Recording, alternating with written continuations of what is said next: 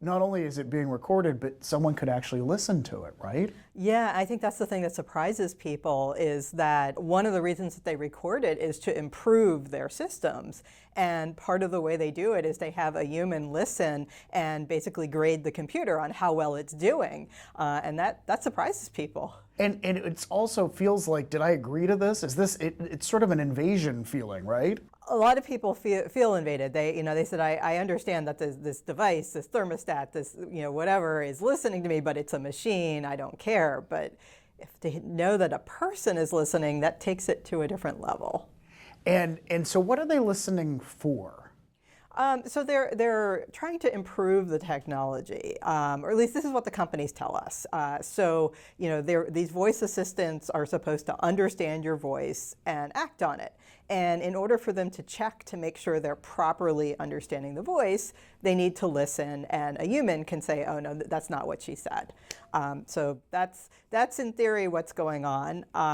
But people wonder, well, what else are they going to do with it? And what if they hear something particularly interesting? What is that person going to do with that knowledge? And they do record, I mean, at least based on this guy of the Washington Post that was talking about it, and I think others have said it too, when you go and listen to it, and you can do that with the Amazon product, it's not always just recording when you say, Alexa. Other things trigger it, right? It could capture a moment in your house that is entirely not about buying paper towels, right?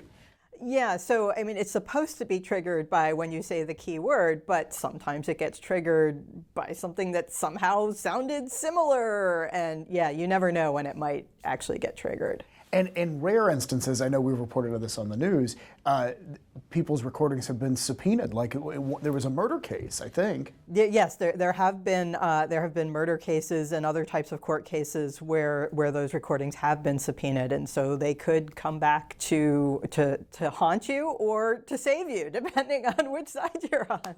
They can be an alibi too, I suppose. Oh, that's interesting. Yeah, it could be an alibi because you were at home talking to Alexa. Right. You weren't at the scene of the crime. Exactly. So these companies store that, but how long do they store it for? And can you step in and erase it? Some of the companies allow you to actually log in and see what they've stored and to erase it if you want. There are some that it's less clear what they're doing. Is there a way to set it up so that you can pick the adaptions to it so that it doesn't record at all? Or is that generally not the case? Like if you want the device to work, that's what's going to happen.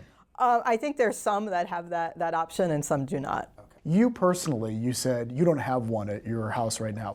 Why not? I still find them a little creepy, and I haven't found enough value in the technology for me to kind of take that privacy risk of having one in my house right now. Yeah. That's saying something, because you are the director of the Scilab Security and Privacy Institute.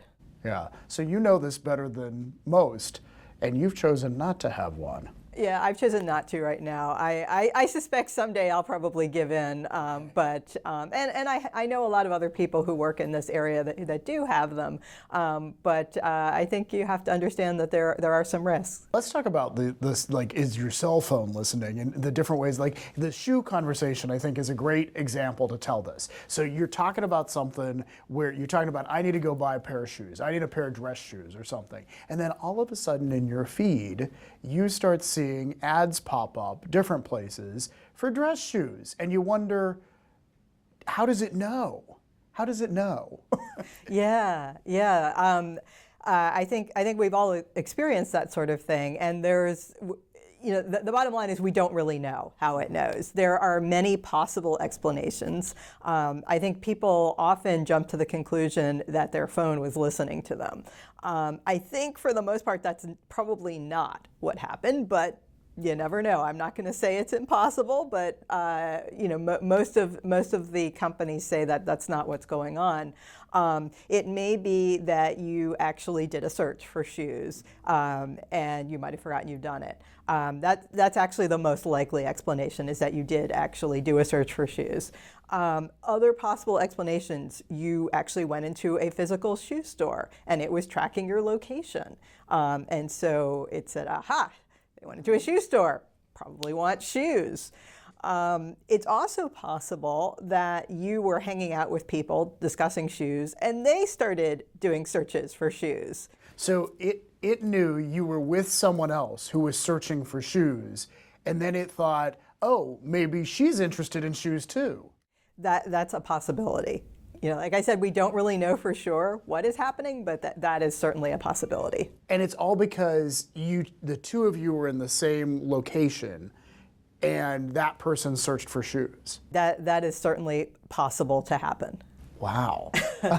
So no company, no cell phone company says we're listening to your call, right? I mean, that no one has admitted to that. But these other things like the GPS stuff, we just agree to that, right?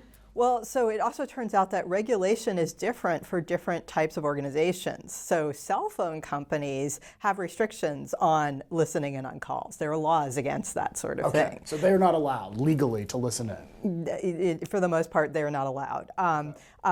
But a company like Google or Apple that is providing your internet service on your phone, they don't have the same sort of restrictions. Okay. So they can track a lot more things legally than your cell phone company can.